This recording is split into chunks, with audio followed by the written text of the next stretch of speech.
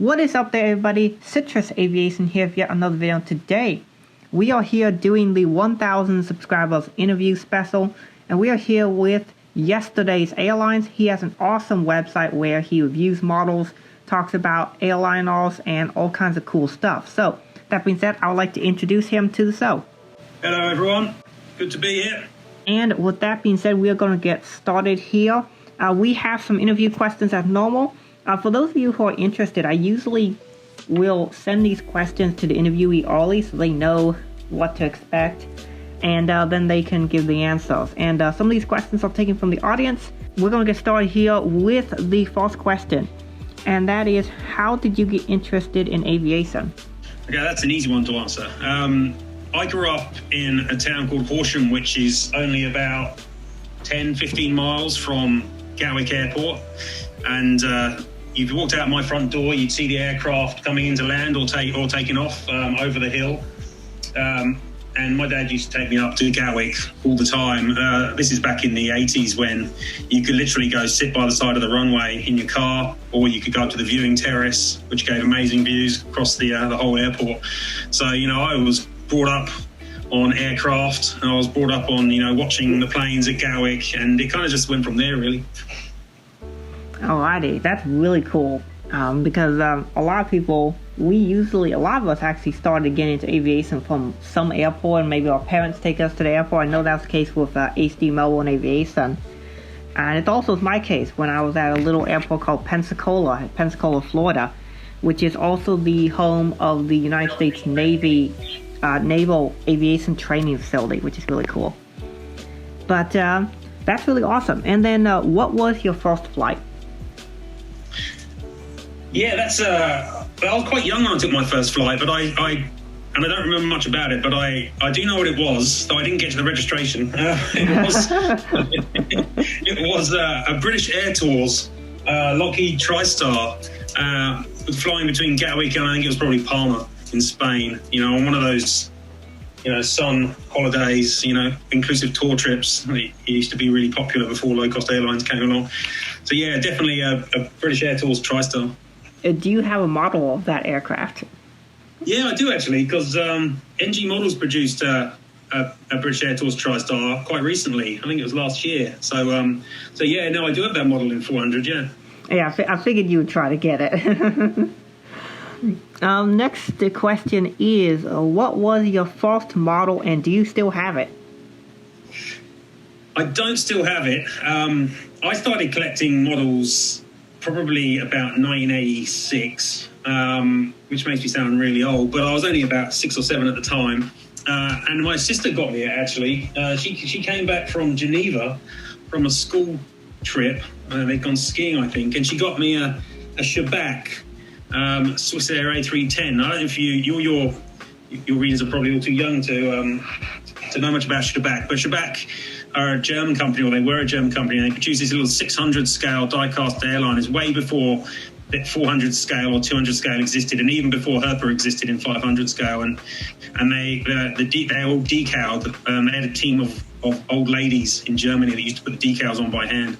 And so I started collecting Shabaks, and the first one was that Swiss Air A310, and I really ought to have kept it, but you know what you like when you're a child, you don't value these things. And so I didn't. But yeah, I collected Shabaks for years and years. I was collecting Shabaks up until about just after they went bankrupt in the 2000s, actually. There was a few pauses when I went to university and I was outside the home and things. But yeah, I built up a huge collection of Shabak models. I've got about 1,700 still downstairs. And they're awesome little models, you know, a lot of character. And nowadays you look at them and they look like toys, and they're kind of, you know, childish. Having said that, for 600 scale, you know, they're not bad. Yeah, today. And particularly for the time, they would have been like amazing. So. Yeah, that's right. Nobody else was making, you know, die-cast aircraft like that. And even though they started off quite toy-like, they got better as they went on. And by the time they're into the early 2000s, they were actually pretty good, and they were tampo printing them and so on and so forth. But obviously they couldn't compete against Herpa and the bigger scales. Yeah. So with that being said, you started a brand called Yesterday's Airlines, and whom or what kind of inspired you to start Yesterday's Airlines? Yeah, so I started collecting 400 scale models probably in about 2009 or so, and I'd already been quite a big collector, as I said, of 600 scale, and I'd been quite well known writing about 600 scale, and so that kind of transitioned over to 400, and I started writing a bit on the forums, diecast aircraft forums like DAC and 400 scale hangar, and after a while I thought, rather than writing on the forums, why don't I actually put a site together and write on there, and then just link to the site, and then I'd have everything in one place. And so I thought, well, that sounds cool. And so I did that, and I thought, well, I need a brand name for this. And, a lot of the work I was doing at the time was looking at the models and then saying, hey, well, I've bought a model, but what's the history of that model? What did that plane do? Where did it fly? What happened to the airline? That kind of thing. So I was collecting a lot of classic models, and I thought, Yesterday's Airlines, that sounds like a cool name, and it just seemed like a name that you could use, and it could mean lots of things, because even modern aircraft were here yesterday. So it basically can be used to capture pretty much anything. But yeah, the name just kind of came up because I was mainly writing about older airlines and older models at the time. My collection's expanded a bit now into more modern things, but I still love the classic airliners because there's so much history, so much character.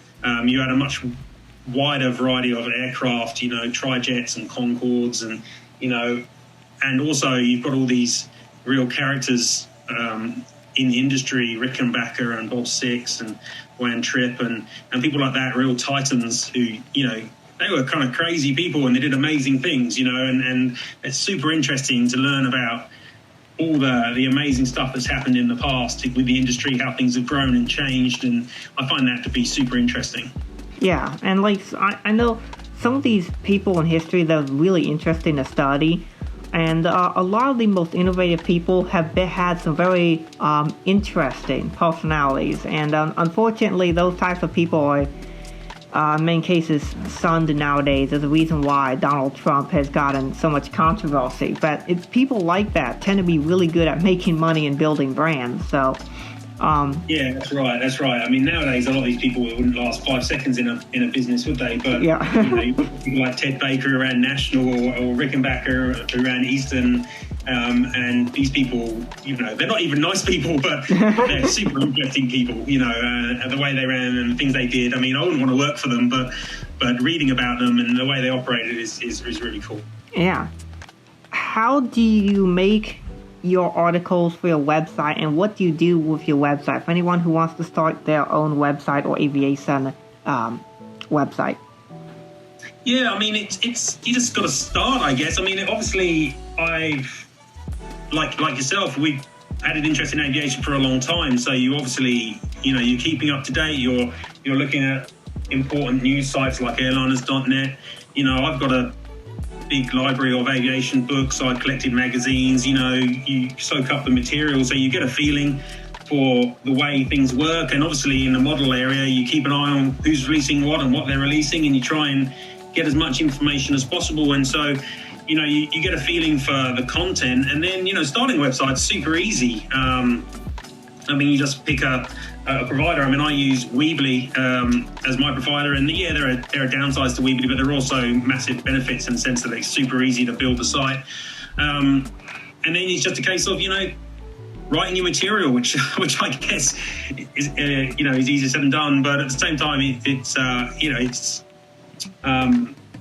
just start and write about what you like, write about what you love, and just gradually build it up. I mean, I started Yesterday's Airlines and I was mainly writing about the history of the models, as I said, and most of the site started as an av history blog, but then it's grown hugely as I learned more about the 400 scale models in the industry, and so now there are different areas of the site. I've got a site which is about the history of 400 scale, talks about the different manufacturers and how they've grown and how they've disappeared. And there's obviously been a lot of manufacturers come and gone, a lot of controversy there too. And also, obviously, nowadays I do a lot of work reviewing the actual models, looking at the scale, getting new models from the manufacturers, and just trying to get the news out there and give my point of view, I guess.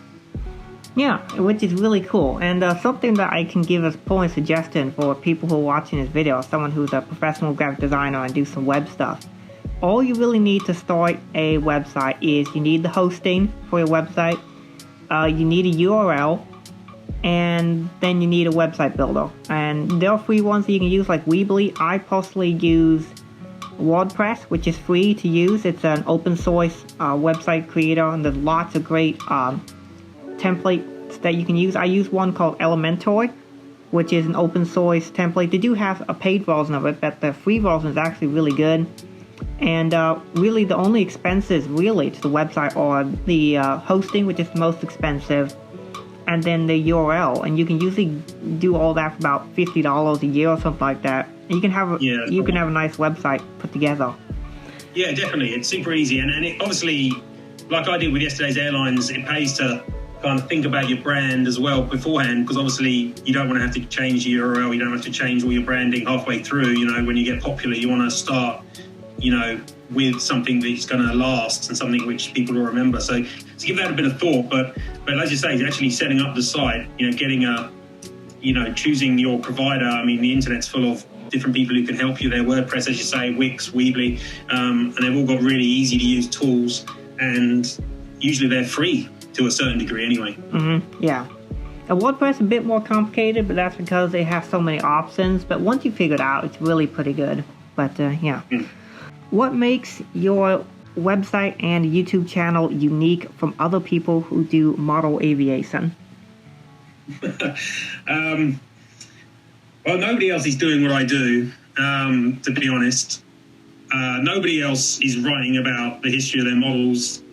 At least they're not as prolifically as I do, or with the same level of detail. I haven't seen anybody else doing reviews to the same level as I have, aside from John Champs, who's no longer doing reviews. So the difference with the work that I do is the detail. I look at these things in detail. I get a new mold and I look across it and I'm scoring the mold and I'm scoring it against the competition.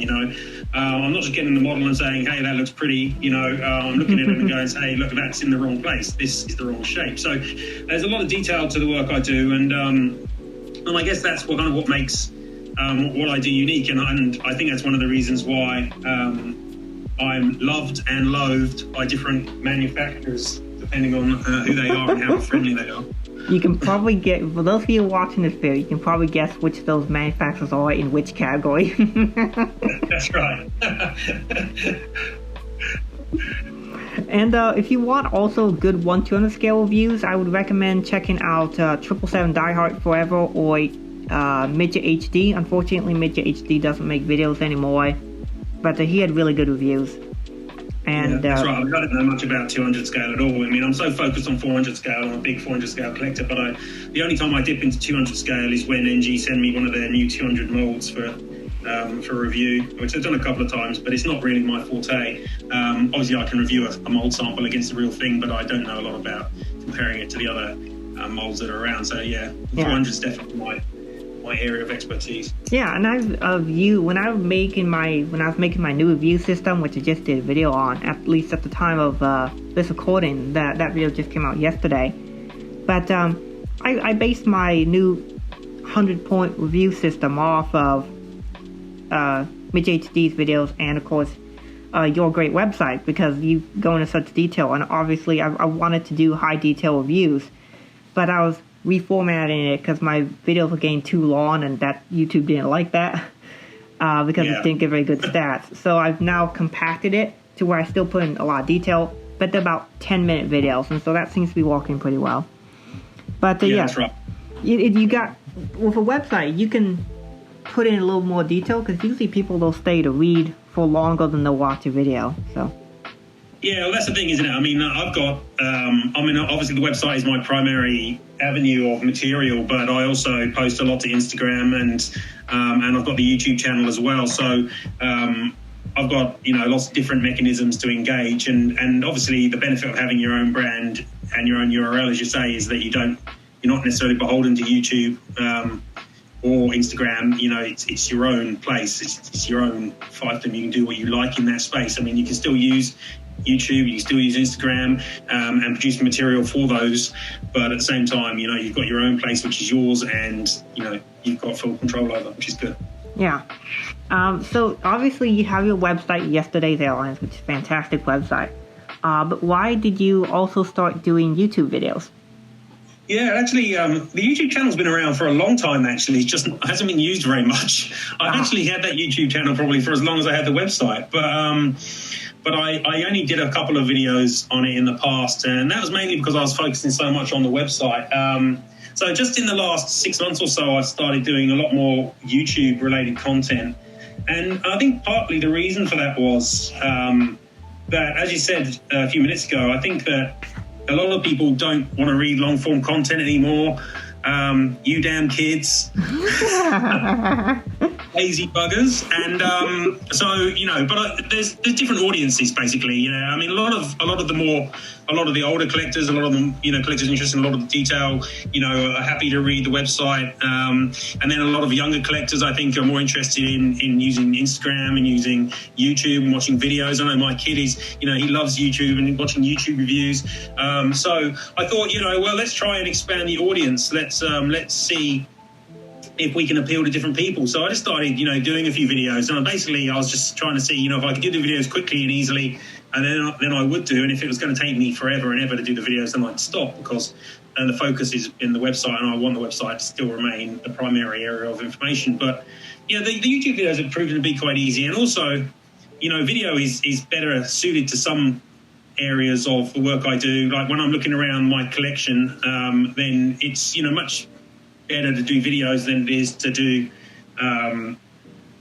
photographs, static photographs necessarily. So yeah, it just adds a different level, a different type of material, and hopefully is hitting a different audience as well, and expanding the number of people that have heard of Yesterday's Airlines.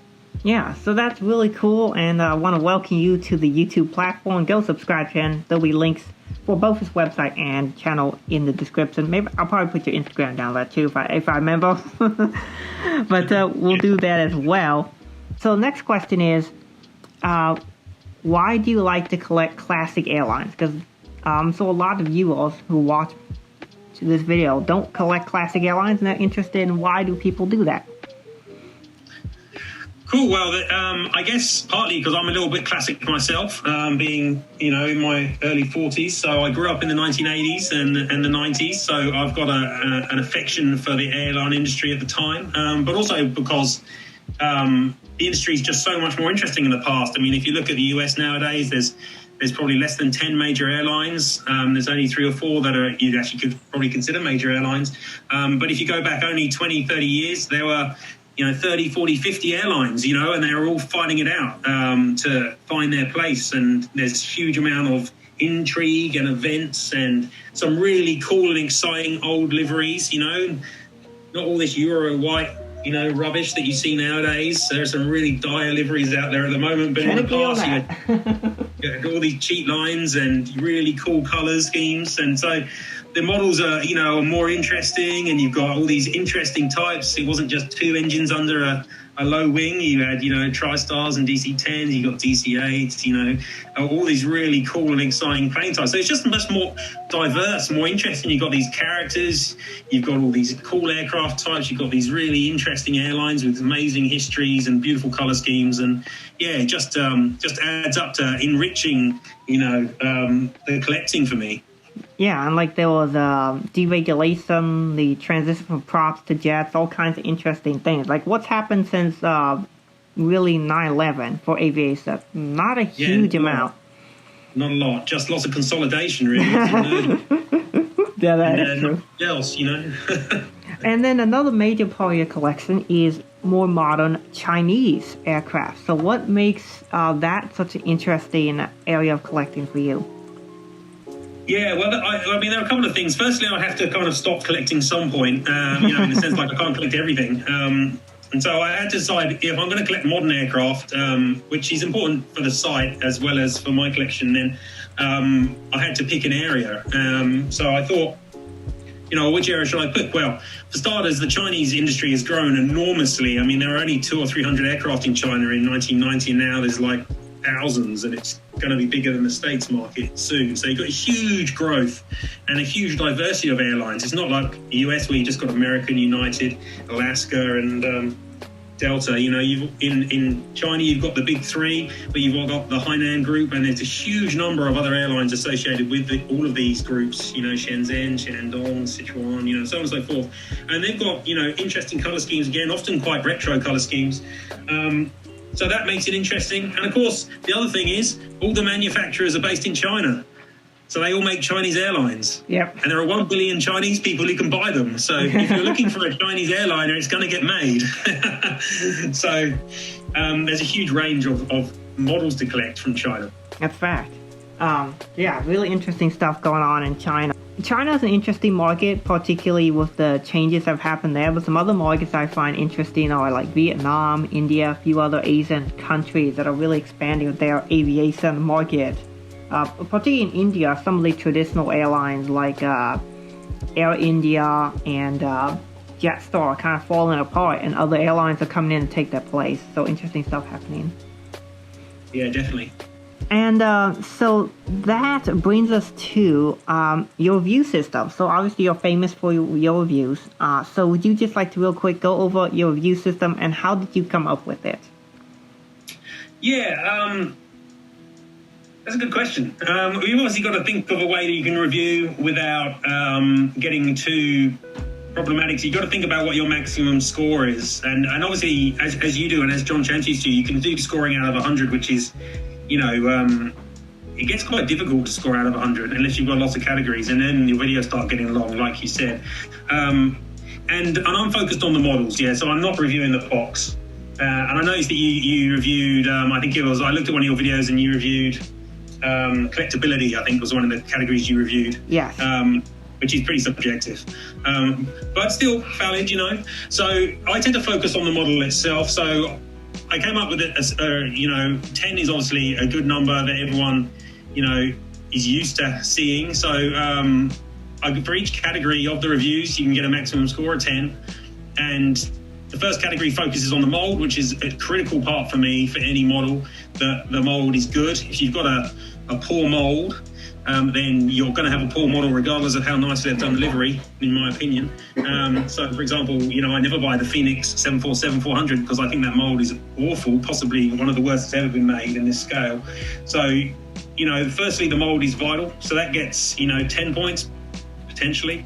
And then the second category is the livery and the colours, which is a very variable area, as I'm sure different manufacturers have different capabilities in this space, and some liveries are super easy and some liveries are almost impossible, So again, it's a really important area, and I know a lot of collectors are really focused on colour, which isn't necessarily an area that I care about. I'd rather them have a good mould and poor colours than great colours on a poor mould. But yeah, that's the second area, so you can get a maximum of 10. And then the last one is quality control and printing, which is an area where there's been huge improvement and also huge other direction. We are talking about you, Gemini Jets. Yeah, so then that gets 10 as well. So you've got these three areas, the mold, the livery, and the printing and quality control, and that adds up to a maximum score of 30. So that's kind of, the way the reviews are. It keeps it simple. I try not to be, I would be classed as a nitpicker by many people's standards, but I try to be fair, and I try to knock only, 1 point off. Say if you get the colour wrong, if it's, really, really appalling, I might knock 2 points off of that. But if you get the colour wrong as standard, I'd knock 1 point off. If you've got bright silver fan blades in your engines, that would be a point, But if it's something small, then it might only be half a point. So I'm not trying to, models don't score appallingly. The worst model I think I ever scored was Pan Am TriStar that Gemini made. They were not happy about that, I can tell you. But even that only scored in the 17, 18 kind of range. But if you're getting down there, then your model's pretty poor. And that Pan Am TriStar was a shocking piece of rubbish. But regardless, Yeah, so that's kind of how the scoring system is kind of has formed. 10 for each of those major areas, adding up to the maximum. Yeah, no, and let's see, I think that system works really well. I do a 100-point system, and I have 10 categories, each 10 points. I do packaging, mold, accuracy, paint, gear, wing engine as a single category, features, quality, and collectability. Aerials, yes, aerials. Because that's kind of important, because a lot of models have that now, but... Well, you obviously don't score many Aero Classics then. Yes, my ACs get like 4 points for that. They barely even have beacon lights. But Aero Classics, really, to be honest, they're really underrated, because their molds are pretty solid, but they've had like QC issues, and like a lot of people don't buy them because the paint tends to be a little off and such, but they're actually really pretty decent overall. Yeah, the reality is that Aero Classics is one of the most important brands. If you're collecting models that are not modern, and by not modern I mean like before 2000, which is still pretty bloody modern from where I come from. Yeah. But if you're collecting models, before 2000, then you're going to be buying a lot of Aero Classics. Aero Classics have still got a fabulous set of molds, and they produce a really diverse range of good models. But like you say, they haven't necessarily moved with the times. They don't, like the aerials, and their printing isn't quite up to spec with some of the other manufacturers. And yeah, they do sometimes get the colours wrong, but then again, most people do at some point or another. So, of my collection of over 2,000 models, over half of them are Aero Classics. Wow, that's impressive. They've produced a spectacular number of models. And that's the other thing at AC, they produce far more models than anybody else. Far more. They produce probably 3 or 4 times more models a year in terms of the number of individual releases than Gemini do. Mm-hmm. Because they're releasing 12 to 15 models a month. Yeah, and they tend to double up in registration. Much smaller numbers, admittedly, but yeah. So no, AC is a great brand, and I'm an enormous fan, but I'm not blind to the challenges. And obviously NG has come along and shown up some of the weaknesses of Aero Classics in some areas. Yeah, and I really think NG is really here to dominate probably for the next 10 years. So yeah, they certainly seem to be in the mood to take over the scale, basically.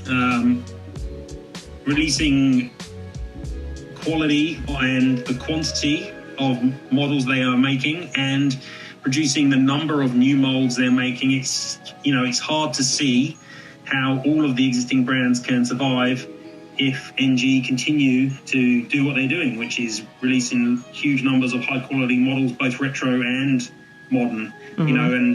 You've got to expect that there's got to be some give. I mean, that's been the pattern of 400 scale models, is that manufacturers come and go, and for different reasons, often because they've been doing things illegally. But yeah, and lots of brands have survived a long time. Gemini and Aero Classics are the longest. Phoenix has been around for quite a while, but you've got to say that this Phoenix especially must be feeling the pain, and I can only see that continuing, because it's not just NG that's eating their market, it's also Panda and Aviation 400 as well. Yeah, and interesting enough, when I was doing research, because Aviation 18 was doing a video on he was ranking model companies, so I did some quick research on some of the brands. I found that Phoenix started doing remote control aircraft stuff before they did the model airplanes that we know now, which I thought was really interesting.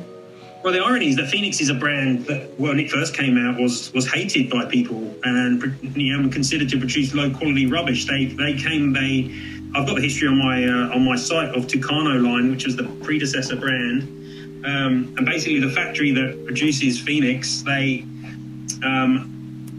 were helped by Gemini jets, and they took on all this Tucano leftover molds and production when Tucano ran off, literally, and they pushed out a lot of these early models. If you look through their early models, and if you read back through the forums around the time when they were released, you'll see that people thought they were awful and dreadful models, and lots of them aren't very good.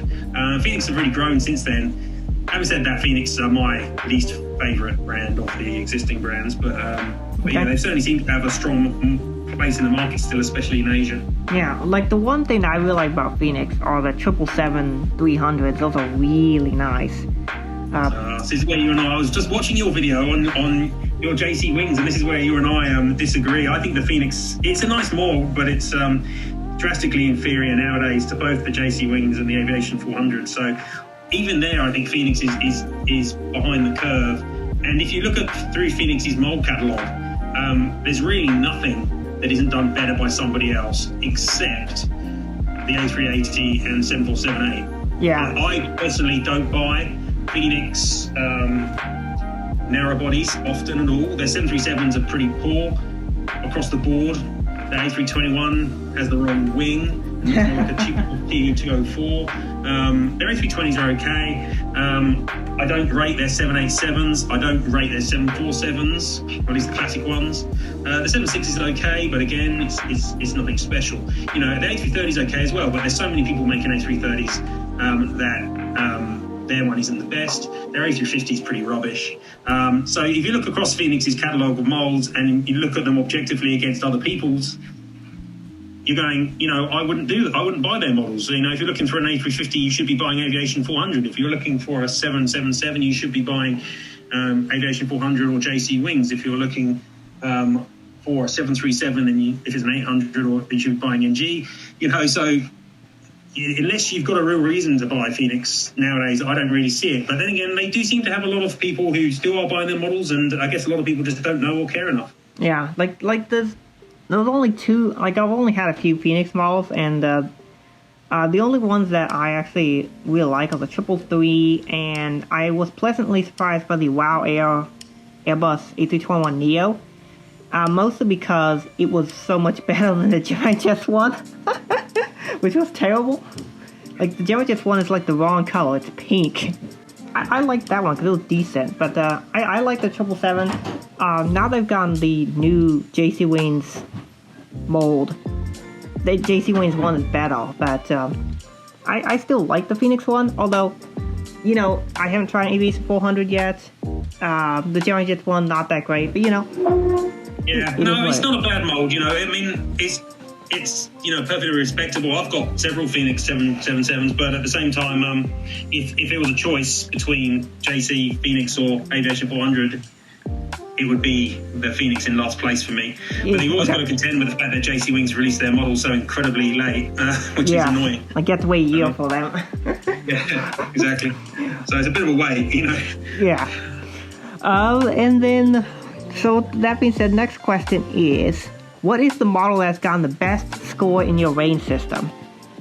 Right, okay. Well, almost nothing gets the top score, but recently some models have been getting top score, and they've been entirely NG models, which I guess is probably no surprise to most people listening, since NG produce such high quality work. In fact, they kind of putting reviewers out of business. It's so good. So there hadn't been any 30 out of 30 scores until NG came along, and you know, looking through my scores, I think there have been 4 or 5 now where they have scored 30, and the first one was the Honeywell Aviation 757, which got my model of the year a couple of years ago. You know, 757 with the engine on the side of the fuselage. That was a wonderful model and spectacular that they tried something so different and one-off. So yeah, that one definitely got 30. There's been a few since then, but that was the first. Nice. Yeah, the Honeywell aircraft, that's a really unique aircraft that's used as a testing platform. Because Honeywell does a lot of like systems, like engines, air cleaning systems and such. So they use that as a testing platform. Really cool aircraft. Like for me, I did the Swiss A330, and that would have gotten a perfect score. In fact, it did initially when I did my initial review, but then I've noticed that the one of the horizontal stabilizers came out because it wasn't like perfectly in. And so I had to take 1 point off for quality, but the nice thing of NG is you don't have to re-glue them back. You just slide back in. It's like not a problem then. Joey Jess, this is why you need to make your molds a bit tighter. So that being said, if you became the CEO of Gemini Jets today, what changes would you make? Oh, Gemini. You know, Gemini for me are nowadays a bit of a... Yeah, they just don't matter. to me. I don't collect a lot of modern American aircraft, and so that perhaps is a factor. But the reality is that much like Phoenix, they generally have a relatively weak mold catalogue, and they don't produce that many models, probably only 4 or 5 a month, and often they're very similar to the month beforehand. So, if I were Gemini, probably the things that I would do, outside of changing the models they're making, which, just is pointless because Gemini are not making models for you and I. Yeah. I mean, anyone who's on the computer moaning about Gemini not making the right models is kind of missing the point. They're making models for the corporate market. They may say they're made for collectors by collectors, but that was years ago. That's not now. So you can say, I'd like Gemini to use some of the molds they never use, like their Convair 580 and the MD80 as well. But if I was really, looking for the money and keeping Gemini as the company it is today, then the two things that I do is I'd make sure that I'm using the newest molds that are available, and I don't know why they don't do that, because their models are made in the JC Wings factory, and JC Wings has got lovely new 787s and 777s. Which Gemini just barely use. They occasionally use them when they have to do a flaps down model, but almost never. And the other thing I do is obviously I'd probably try and mend the relationship with collectors a little bit. JC have an attitude, probably all I should say. But obviously they're losing the PR war against NG models, aren't they? Because NG models are nice and respond and say nice things, even though I don't think NG are necessarily always telling the truth. They always say, every time someone asks them, can you make X? They always go, oh yeah, we'll do, Yeah, we'll do it in 5, but they don't tell you that we'll make it in 5 years. Yeah, forever is a long time, exactly. So it's good PR to say they're going to make stuff, and it's nice of them. And they do genuinely make models that people have requested. I mean, they've made several I've requested, but at the same time, obviously they can't listen to every single person because some people talk a lot of rubbish. But yeah, they do listen, and they're friendly, and they're helpful. And Gemini can certainly take a leaf out of the book. So if I was a CEO of Gemini, which I'm obviously never going to be, then I would try to mend some of those bridges, I guess. Right. Yeah. And one of the things is, I know NG, when they do releases, they'll actually do specific registrations requested, like the Delta B738 they did recently. That was someone who subscribed to me, who's really excited when they made the exact registration that he had flown on. So that was really cool. So. Yeah, well, NG have, this is how I first met NG, which was way back when they first started. NG have been active on the forums. Yes, they're active on Instagram, and yes, they're active on Facebook, but they've been most active on the forums. And this is where the forums still have a lot of value. Facebook and Instagram are great, but a lot of the interaction is very surface level. It's not very deep. And on the forums, there tends to be more conversation. And NG have been very good there. And so they listen a lot when people ask for models on the forums. And as you say, even to the extent that they'll do the exact registration, and they ask for photos of the models that people are asking for, and there's good back and forth. And they've got some representatives, other collectors they trust, on the forums as well, who help them out. And obviously I've had a very close relationship with NG for some time. So it's good. It's really good. Yeah, and that's really cool. So we got 2 more questions. And the first one is, how has yesterday's Airlines changed your life? Yeah, that's an interesting question. I looked at that and I wasn't sure how to answer. In some ways it has a little, it hasn't dramatically, obviously this isn't my day job. I've got a real job. I've got a family. I'm not young. I'm not really old either, but you probably consider I am. I'm just over 40. So, yesterday's Airlines isn't my entire existence. It's just a hobby, and it will always probably be a hobby, but at the same time, how's it changed my life? Well, it's, I've met a huge number of cool new people like yourself and other collectors all around the world, people that I'd never met before in a whole variety of different countries, which is really interesting and really excellent. It's great to be part of a community and speak to people, and talk about the models. It's really enriched the collecting of the models that I've done. I've learned a huge amount about the models, how they're made, what's being made, but also about the airlines and the aircraft. That's been, really excellent. And obviously I've got a 3-car garage which is full of 2000 model aeroplanes. So that's been quite a change. So it's changed my life in lots of positive ways. My wife wouldn't necessarily say that, because I spend a lot of time obviously writing material for the site and for YouTube and such. So it does take up a lot of my time as well, but it's time I enjoy spending. Yeah, and well, actually, maybe it would be an interesting thing. For those interested, he did a garage tour of his hangar, which is really cool. So go check him out. Go check that out. It's really awesome. That's on the front page of the YouTube channel. So yeah, check out the video to see what's in my garage. And yes, he does use a garage that has been converted into like a really cool display for model aircraft. So yeah, it doesn't freeze down here, so don't need to be worried about the temperature in the garage. Yeah. And so the final question we have is, what do you see the future of yesterday's airlines, and where do you think you'll see yourself in 5 years? It's like a job interview question. It is. It's basically. I don't know. I imagine it'll carry on much like it is at the moment. I mean, I don't think I'm going to be quitting my day job to do yesterday's airlines full time. But I hope that I can continue to grow the relationship I've got. I mean, I've got a pretty good relationship with NG, Aviation 400, JC Wings. I know the man who runs Aero Classics. I'm involved in the industry. So hopefully I can continue to grow that. I mean, it's really great to be able to get sample molds from the manufacturers before anyone else, which is always super exciting. And so hopefully I can continue that and continue really to produce good material which people like to see. Yeah, which is super awesome. And like one of the things is, like, people like yesterday's airlines, Red River Aviation, whoever it is, they don't get models for free.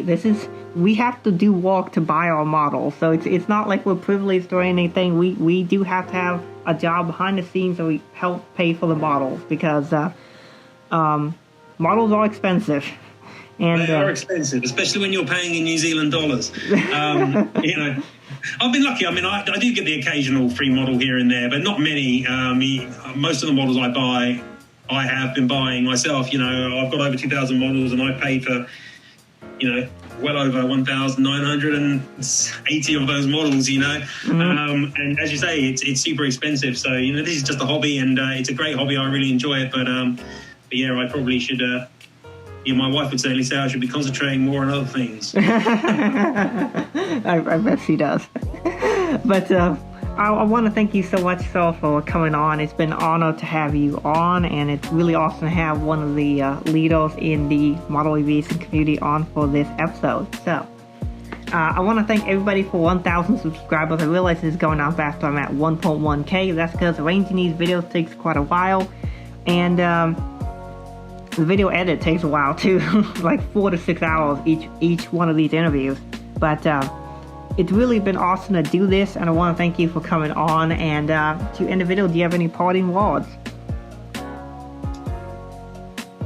No, I guess I just want to say thanks to everyone who watches my stuff, and I hope you enjoy it. It's a really exciting time to be collecting 400 scale. There's a huge amount of really cool models being made for everyone, I think. So it's great that it's not just a load of old guys, and that there's lots of younger collectors also interested in the scale too.